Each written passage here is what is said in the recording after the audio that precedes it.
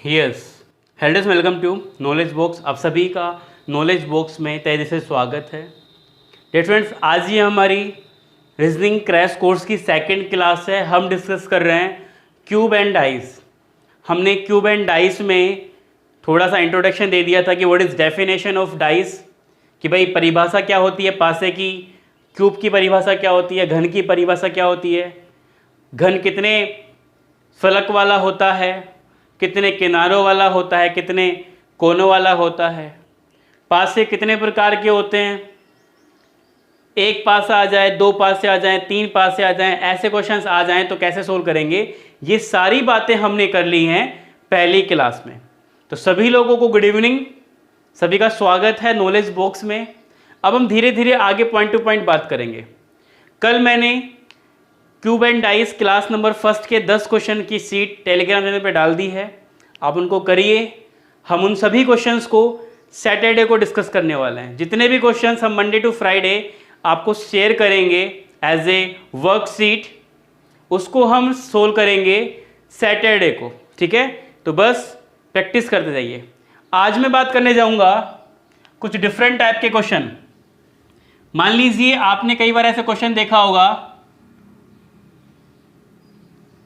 जिसमें आपसे पूछा जाता है कि बताइए क्वेश्चनवाचक चिन्ह पर क्या आने वाला है। जैसे कि मैं क्वेश्चन ले रहा हूं, समझना बड़े ध्यान से। काफी एग्जाम में पूछा जाता है क्वेश्चन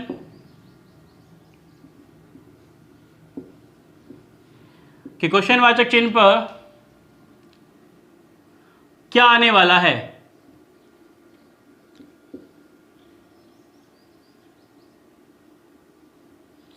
ये क्वेश्चन हमारे पास में कि आपके पास में 3 डाइस गिवन है। कितने डाइस गिवन है? 3 डाइस हैं आपके पास में। और आपसे पूछा गया कि बताइए यहां पे जो क्वेश्चनवाचक चिन्ह लगा हुआ है वहां पर क्या आएगा।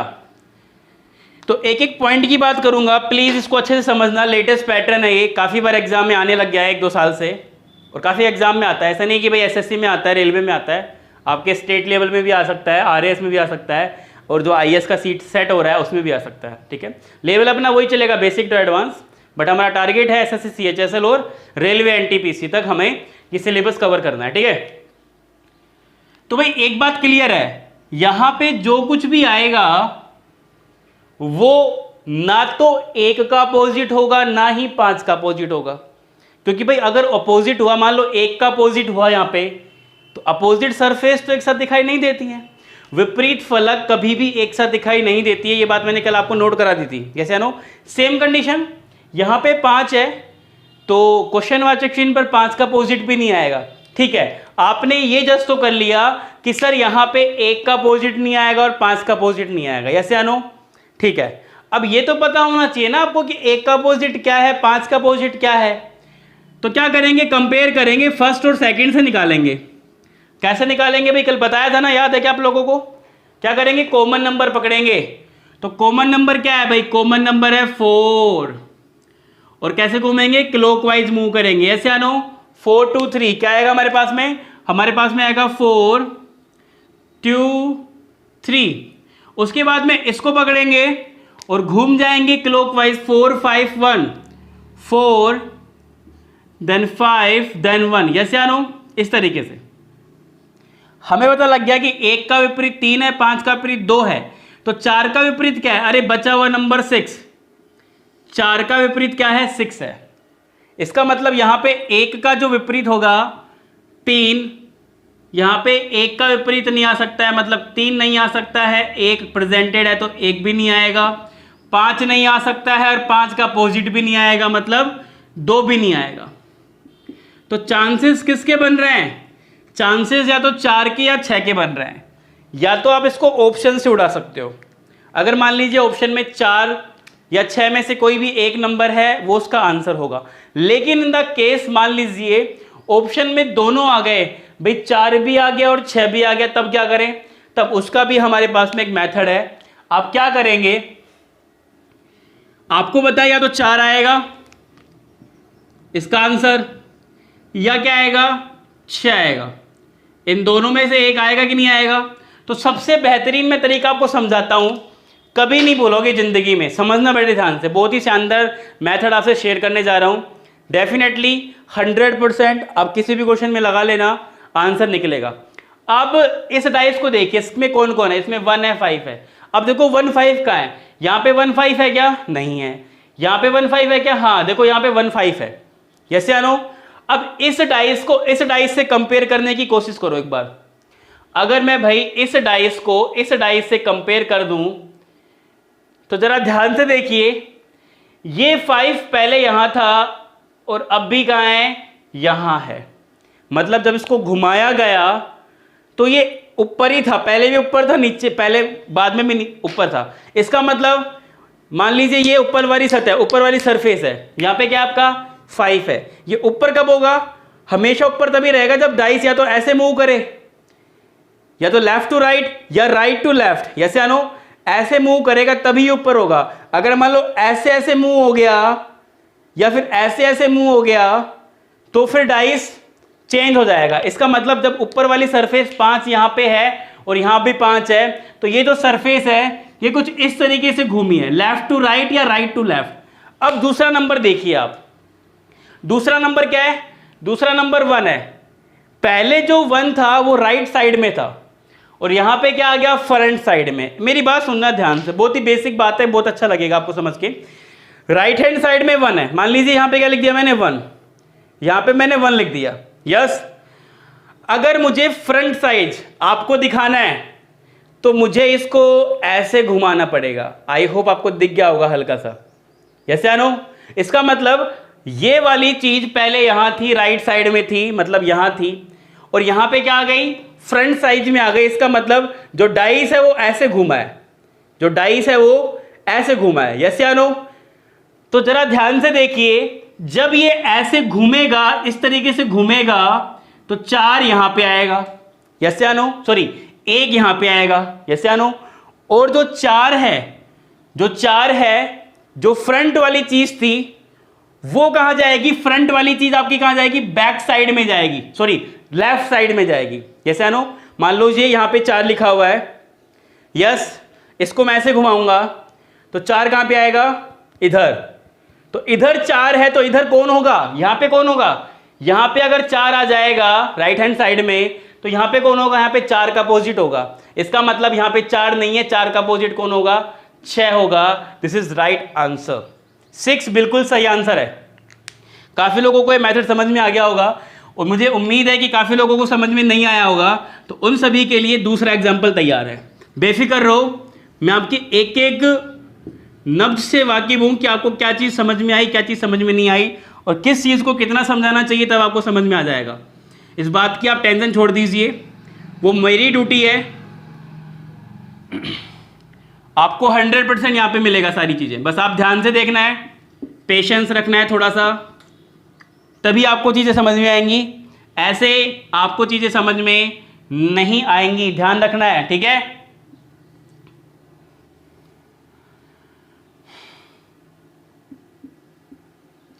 मैं चाहता हूं कि एक बार इस क्वेश्चन को आप देखिए, जिन भी 50% स्टूडेंट को समझ में आ गया, इस क्वेश्चन को देखिए। पहला डाइस है 6 1 2, दूसरा डाइस है 2 5 3, तीसरा डाइस है 2, क्वेश्चन वाचक चिन्ह और 5। तो एक बात तो क्लियर है कि जो क्वेश्चन वाचक चिन्ह यहां पे दिख रहा है हमें, यहां पे ना तो 2 का अपोजिट होगा ना ही 5 का अपोजिट होगा, ये बात तो क्लियर है भाई। तो सबसे पहले क्या करेंगे, 2 का अपोजिट और 5 का अपोजिट निकालेंगे। कॉमन क्या है, कॉमन 2 है। 2 को पकड़ेंगे घूमेंगे, 2 6 1, 2 को पकड़ेंगे घूमेंगे, 2 5 3, एक इक्वेशन बन गया। यस या नो।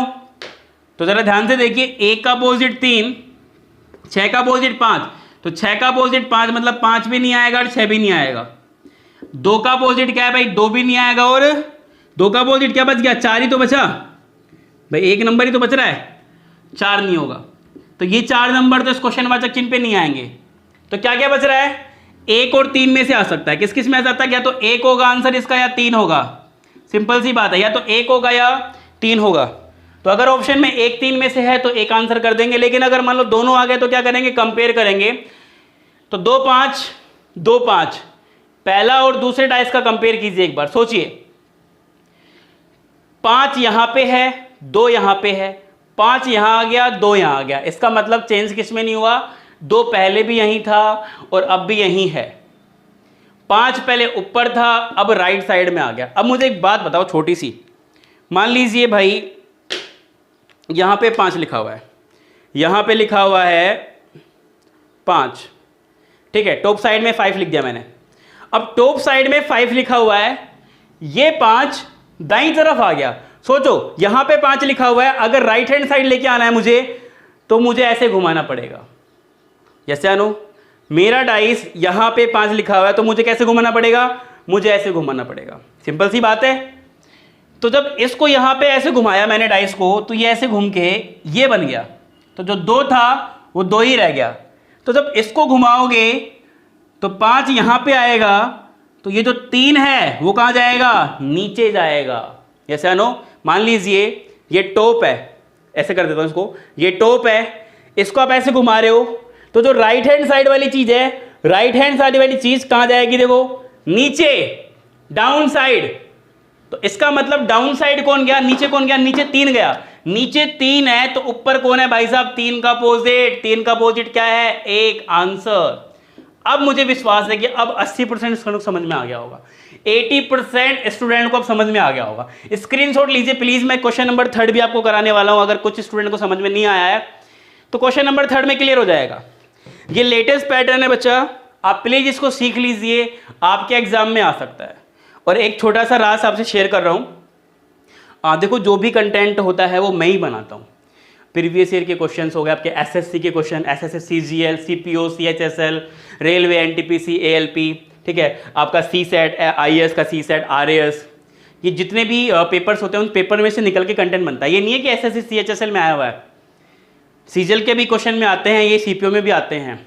तो जो कंटेंट मैं बना रहा था, तो मैंने एक चीज़ देखी क्यूब एंड डाइस में, आपसे शेयर कर रहा हूँ, प्लीज़ नोट कर लेना उस चीज़ को आप। मेरे को एक चीज़ वहाँ पे मिली बेटा, क्यूब एंड डाइस में मैंने सर्च किया था 2010 से लेके 2020 तक के प्रीवियस ईयर के क्वेश्चन, जिसमें शामिल था एग्जाम एसएससी, शामिल था आपका रेलवे, शामिल था आपका राजस्थान आरएएस, आईएएस, और आपका डिफेंस वाले एग्जाम जो भी होते हैं ना, पुलिस वगैरह, दिल्ली पुलिस, ये sir no, railway police, sorry ये राजस्थान पुलिस, और रेलवे में आपका एसआई। तो ये सभी एग्जाम्स की जब मैंने कंक्लूजन निकाला, तो मुझे एक कंक्लूजन निकला कि 80% क्वेश्चन जो आया है एग्जाम में वो आया है पासे से, डाइस से। Dice very very important. Cube से 20% क्वेश्चन आते हैं। मोस्टली जो क्वेश्चन आता है ना एग्जाम में, वो किससे आता है, आपका डाइस से आता है। और हमने डाइस को बहुत अच्छे से पढ़ लिया पहली क्लास में, जिसने भी नहीं देखा वो देख लेना, और ये पैटर्न भी हमने समझ लिया है। ठीक है, चलिए मैं चाहता हूं कि एक क्वेश्चन और कराया जाए आपको, है ना, फिर ये क्लियर हो जाएगा, फिर आगे चलेंगे, पॉइंट टू पॉइंट बात करेंगे, फालतू बकवास नहीं करनी है, टाइम है नहीं हमारे पास में, सिलेक्शन करवाना है आपका, यही टारगेट है मेरा बस।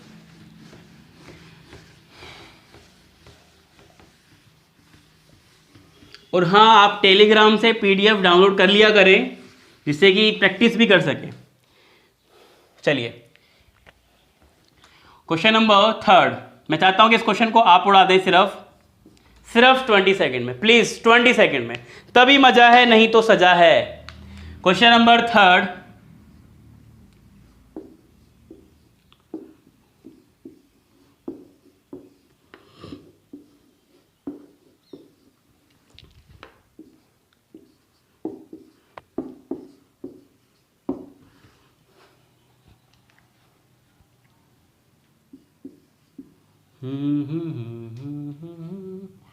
बहुत ही प्यारा, सुंदर, सुशील क्वेश्चन है ये, प्लीज डू इट। इंपॉर्टेंट है, लेवल अप है। मैं चाहता हूं कि मेरा स्टूडेंट लेवल से ना घबराए।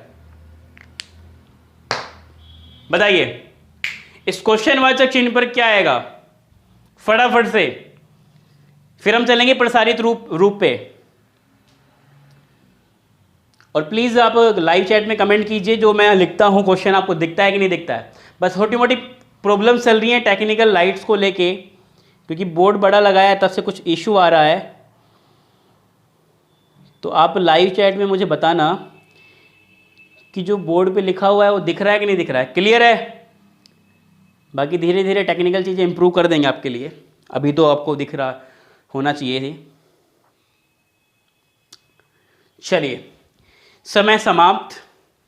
भाई एक बात क्लियर है कि 2 का अपोजिट नहीं आएगा, 3 का अपोजिट नहीं आएगा। ऐसे आनो तो ढूंढो ना 2 का अपोजिट क्या है भाई, ढूंढो कंपेयर करके, दोनों को कंपेयर करो एक बार। जैसे आनो तो दोनों को जब आप कंपेयर कर रहे होगे भाई यहाँ पे, तो आप देखोगे कि यहाँ पे भी 4 है, यहाँ पे भी 4 है, कॉमन 4 है, घुमाएंगे 4 6 3, 4 6 3, 4 2 1, 4 2 1। क्लियर? ओके, तो ये सारणी हमारी निकल गई। तो 2 का अपोजिट क्या है? 2 का अपोजिट तो 6 है, मतलब ये लोग नहीं आएंगे, इनका नौता नहीं आया जिमने का। और 3 का अपोजिट क्या है? 3 का अपोजिट 1 है, मतलब इनका निमंत्रण भी नहीं आया। तो निमंत्रण किसका है? या तो 4 का, या 4 का अपोजिट क्या बच गया? देखो 1 आ गया, 2 आ गया, 3 आ गया, 4 है, 5 बच गया। तो 4 का अपोजिट क्या बच गया? 5। इसका मतलब 4 और 5 में से कोई एक नंबर होगा, या तो 4 होगा या 5 होगा। अब इसका पता कौन लगाएगा? मंत्री। कि मंत्री चोर सिपाही का पता लगाएं। तो बस मंत्री बन जाइए एक बार आप थोड़ा सा, और ढूंढिए कि 4 और 5 में से क्या आएगा। अब ये मेथड मैं आपसे शेयर करने जा रहा हूँ, बहुत अच्छा मेथड समझना। मैंने बोला कंपेयर कर लो, तो देखो 2 यहाँ पे है, 2 यहाँ पे है, 3 नहीं है, 3 यहाँ पे है, 3 यहाँ पे है। अब आपकी मर्जी है, आप चाहे इससे कंपेयर करो चाहे इससे कंपेयर करो, आपकी मर्जी है। तो मैं चलो पास वाले से कर लेता हूँ, इन दोनों का कंपेयर कर लेते हैं एक बार, ठीक है। सेकेंड और थर्ड का कंपेयर करता हूँ। तो सोचो एक बार आप, 2 यहाँ पे था, 2 यहाँ पे है, कोई चेंज नहीं, दिमाग खराब। अब यहाँ पे 3 आ गया कि नहीं आ गया? कैसे आनो? तो 2 नंबर जब कॉमन होते तब तो इजी होता है कि हाँ ऐसे ऐसे घुमा दो एक स्टेप। लेकिन जब 1 नंबर कॉमन होता है, मच्छर है, जब 1 नंबर कॉमन होता है तो बच्चा 1 स्टेप नहीं 2 स्टेप घूमता है। 1 स्टेप नहीं, कितने स्टेप घूम सकता है वो? 2 स्टेप घूम सकता है, 3 स्टेप घूम सकता है। तो आपको वही समझना है। कैसे? कॉमन है 2 यहां पे है, 2 यहां पे। इसका मतलब जो मूवमेंट हुआ है वो इस तरीके से हुआ है। जैसे आनो इस तरीके से मूवमेंट हुआ है। देखो मेरा हाथ है, ऊपर कब रहेगा? जब मैं ऐसे घुमाऊंगा।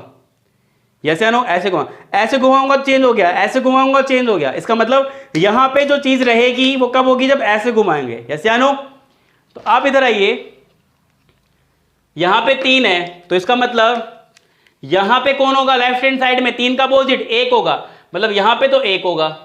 सिंपल सी बात है। उसके बाद में यहां पे 2 है, तो नीचे कौन होगा? 2 का अपोजिट क्या होगा? 6 होगा नीचे टॉप में। नीचे की बात कर रहा हूं, एकदम टॉप डाउन की, ठीक है। अब आप एक चीज देखिए छोटी सी, कि पहले जो 1 था वो राइट साइड में था, और अब कहां है? लेफ्ट साइड में। सोचो कोई चीज राइट से लेफ्ट हो गई। मेरा हाथ है यहां पे, ये वाला, ये राइट है मेरा, ठीक है, राइट है। इसको मुझे लेफ्ट में लाना है, तो बेटा या तो मैं इसको ऐसे घुमाऊंगा 1 बार और 2 बार, या फिर इसको घुमाऊंगा ऐसे 1 बार और 2 बार। घूम नहीं रहा है, ठीक है। आई होप आप समझ रहे होगे, ठीक है। तो मुझे लेफ्ट टू राइट लाना है, तो मुझे तो 1 बार ऐसे 1 बार ऐसे घुमाना पड़ेगा। तो जरा ध्यान से देखिए बच्चा, आपको लेफ्ट से राइट में लाना है। तो अगर मैं इसको 1 बार घुमाऊं 1 बार, तो 4 चला गया इधर। सिंपल सी बात है भाई, जो फ्रंट वाली चीज है वो इधर आएगी 1 बार घुमाने पे। जैसे आनो, और जब दूसरी बार घुमाऊंगा तो 4 कहां जाएगा? पीछे। मान लीजिए 4 यहां था फ्रंट साइड में, 4 यहां था, मान लीजिए 1 बार घूमने में सही रहेगा, यहां था। तो 1 बार आपने ऐसे घुमाया, 1 बार 4 इधर आ गया, फिर आपने 1 बार और घुमाया, 4 कहां गया? पीछे। तो 4 अगर पीछे आए तो सामने कौन आएगा? 4 का अपोजिट तो आएगा। अगर मान लो 4 पीछे है तो आगे कौन है? 4 का अपोजिट है। सिंपल सी बात है। तो कई बार 1 बार नहीं, कितनी बार घूमता है? 2 बार घूमता है। तो क्या बोलेंगे हम? ये बोलेंगे कि जो 4 है वो कहां है? बैक साइड है, तो फ्रंट साइड क्या है, 4 का अपोजिट, तो answer is 5, perfectly right answer. जिस भी स्टूडेंट्स का आंसर 5 है परफेक्टली राइट है, फटाफट से इसका स्क्रीनशॉट लीजिए, फिर हम आगे चलते हैं भाई। ये कॉन्सेप्ट हो गया इसका खत्म। जल्दी से फटाफट से आंसर कीजिए, निकाल लीजिए, इसका स्क्रीनशॉट ले लीजिए।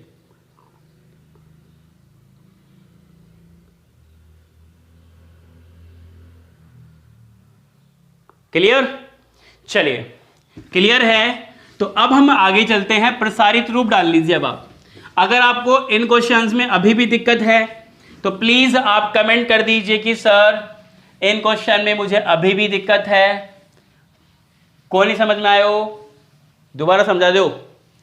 तो मैं थाने काल की क्लास में ऐसा क्वेश्चन दोबारा समझा दी सी, टेंशन मन लो थे, पढ़ाई करो ढंग से, डेफिनेटली थारो सिलेक्शन हो जाओगे।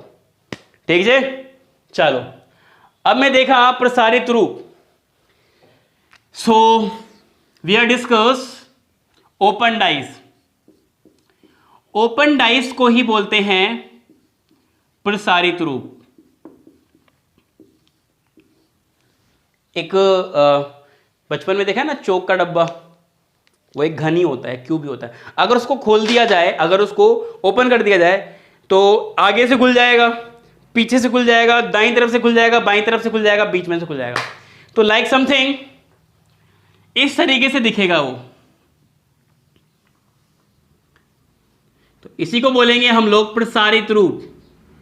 प्रसारित रूप मतलब ओपन डाइस, पासे का खुला हुआ भाग या फिर किसी पासे को खोल दिया जाए तो वो प्रसारित रूप होता है। अब इसमें बड़ा ही सिंपल सा कॉन्सेप्ट है कि ये वाला जो डाइस है वो इस वाले डाइस का अपोजिट होगा। यहां पे चाहे कोई भी हो, पहला डाइस तीसरे डाइस के अपोजिट होता है और दूसरा डाइस चौथे डाइस के अपोजिट होता है। पहला तीसरे के अपोजिट, दूसरा चौथे के अपोजिट, और बाहर वाला डाइस बाहर वाले डाइस के अपोजिट होता है। बस इसकी ये छोटी सी स्टोरी है। और विपरीत फलक कभी भी एक साथ दिखाई नहीं देते हैं, ये दिमाग में सेट कर लीजिए। ये लाइन बहुत ही ज्यादा इंपॉर्टेंट है और आपके एग्जाम में ये काम आएगी, ध्यान रखना है। तो मान लीजिए यहाँ पे 1 है, यहाँ पे 2 है, यहाँ पे 3 है, यहाँ पे 4 है, यहाँ पे 5 है, यहाँ पे 6 है। तो मैं कह सकता हूं भाई 1 का अपोजिट 3 होगा, 1 का जो अपोजिट होगा वो होगा 3, 2 का अपोजिट होगा 2 का अपोजिट होगा 4 एंड 5 का अपोजिट होगा 6। क्लियर? और ध्यान रखना 1 के अपोजिट 3 है, 2 के अपोजिट 4 है, 5 के अपोजिट 6 है। अब इनके रूप बदल जाते हैं, जैसे इंसान के बदल जाते हैं, आपको पता है ना। हाँ, इंसान वही होता है लेकिन इसके रूप बदल जाते हैं। तो उसी प्रकार प्रसारित रूप डाइस तो वही होता है लेकिन उसके भी थोड़े से रूप बदल जाते हैं। तो मैं दिखा देता हूं एक बार आपको, इस तरीके से भी आ सकता है, लेटा हुआ। तो क्या बोलेंगे, ये इसका अपोजिट होगा, जैसे आनो। उसके बाद में ये भाई साहब इसके अपोजिट होंगे और ये भाई साहब इसके अपोजिट होंगे। ठीक है, तो घबराना नहीं है, बस चलते जाना है। बस एक थोड़ा सा डिफरेंट है वो देख लीजिए। डिफरेंट लाइफ में भी थोड़े से रूप बदलते हैं ना भाई। कोई तो जानबूझ के रूप बदलता है और किसी को बदलना पड़ता है। जैसे आनो शादी, शादी होने के बाद भी इंसान के रूप बदल जाते हैं, नहीं?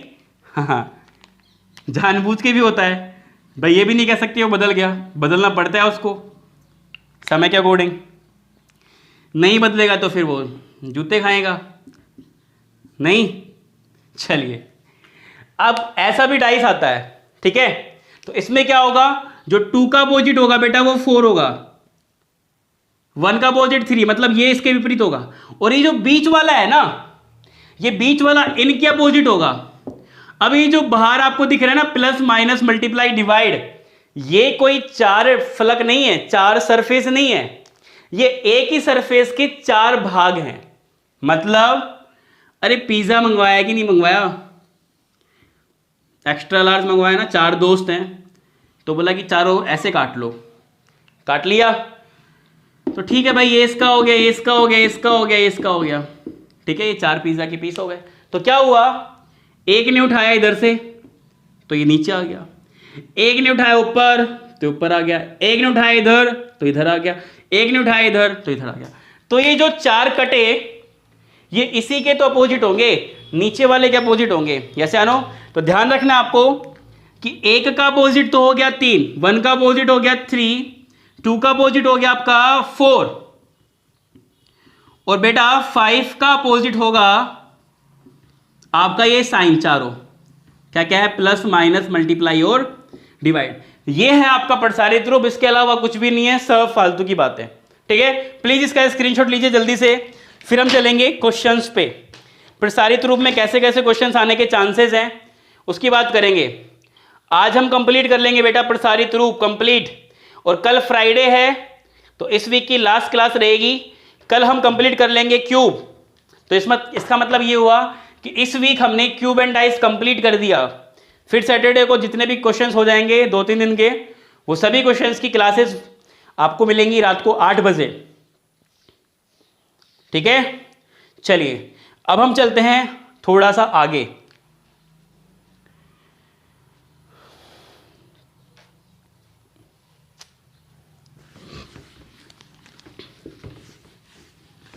और आज थोड़ा सा हो सकता है कि आपकी मैथ की क्लास में दिक्कत हो, बिकॉज कुछ टेक्निकल और कुछ इंटरनेट वाली प्रॉब्लम अभी भी सोल्व नहीं हुई है बेटा।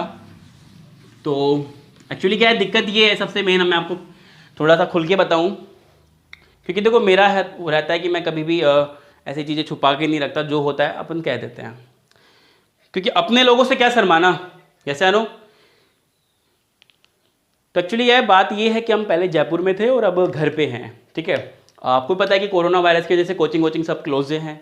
ठीक है, तो अब आपको पता है कि भाई गांव और शहर में टेक्निकली चीज़ों का बहुत दिक्कत रहता है। आपको बहुत सारी चीज़ें चाहिए होती है, आपकी जो क्लास होती है ऐसे थोड़ी है कि भाई सीधा आ गया पढ़ा के चला गया, बहुत सारी टेक्निकल चीज़ों की हेल्प लेनी पड़ती है। तो कुछ ना कुछ कमी हो जाती है, तो इंस्ट्रूमेंट मिलते नहीं है, तो फिर क्या करना पड़ता है, जुगाड़ करना पड़ता है कि चलो ये नहीं है तो चलो बच्चों तक कैसे भी क्लासेस पहुँचाएँ। तो भाई एक चीज़ होता है कि भाई जुगाड़ तो जुगाड़ होता है, कभी भी बंद हो जाता है, ऐसा नो। तो बस उसी पे थोड़ा सा काम चल रहा है, और डेफिनेटली इस वीक में हम सारी समस्याएं ख़त्म कर लेंगे। बाकी हो सकता है कि मान लो कभी आपकी रीजनिंग की क्लास हो जाए, कभी आपकी रीजनिंग की नहीं हो, मैथ की क्लास हो जाए, तो आप इस वीक थोड़ा सा कॉम्प्रोमाइज़ कर लीजिए, बाकी आगे कंटिन्यू चीज़ें चलेंगी। ठीक है, चलिए अब देखते हैं प्रसारित रूप के क्वेश्चन। समझना बड़े ध्यान से, कोई भी मिस्टेक नहीं करनी है बच्चा, ध्यान से समझना है चीज़ों को कि क्वेश्चन आता कैसे है। एग्जामिनर बेवकूफ़ बनाएगा लेकिन बनना नहीं है। ठीक है, नहीं बनना है ना, यस। चलिए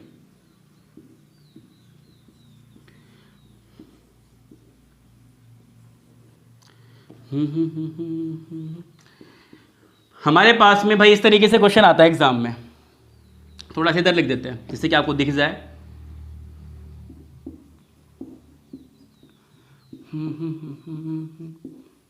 यस, तो ऐसा क्वेश्चन आपके सामने आएगा और पूछा जाएगा कि बताइए निम्न में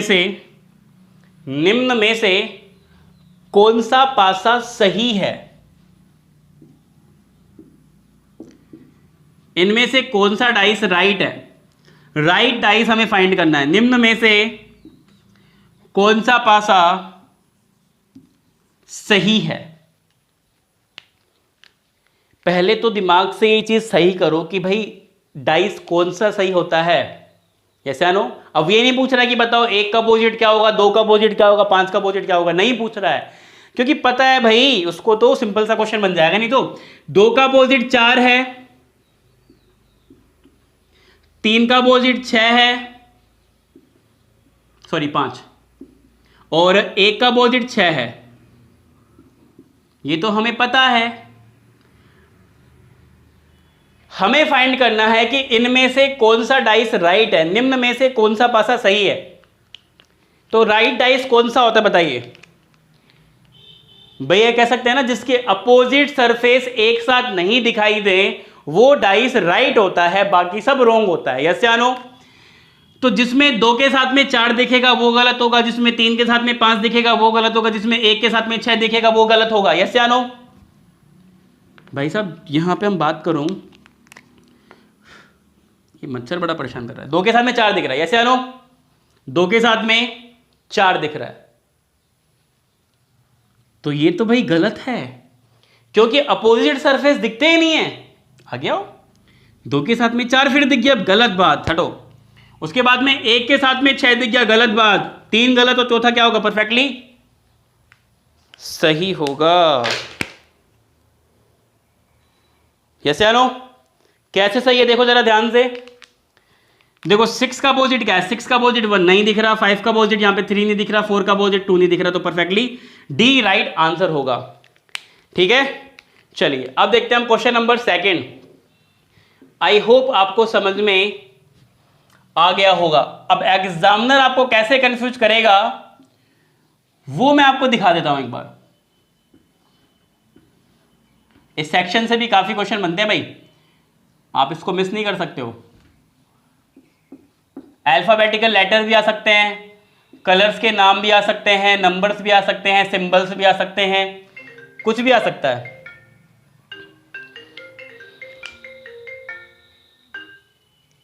तो आपको बस ध्यान रखना है। 4 ऑप्शंस गिवन है हमारे पास में। ऑप्शन नंबर ए, बी, सी और डी हम यहां ड्रॉ कर देंगे। ठीक है, ए ऑप्शन हमारे पास में है और आपको बताना है निम्न में से कौन सा पासा गलत है। निम्न में से कौन सा पासा गलत है। इस बार हमें सही नहीं पूछा गया, इस बार हमसे पूछ लिया गया कि बताइए इनमें से कौन सा पासा गलत होगा। फटाफट से सोचिए, समझिए और फिर इसका आंसर आपको देना है लाइव चैट में। ए होगा, बी होगा, सी होगा या डी होगा।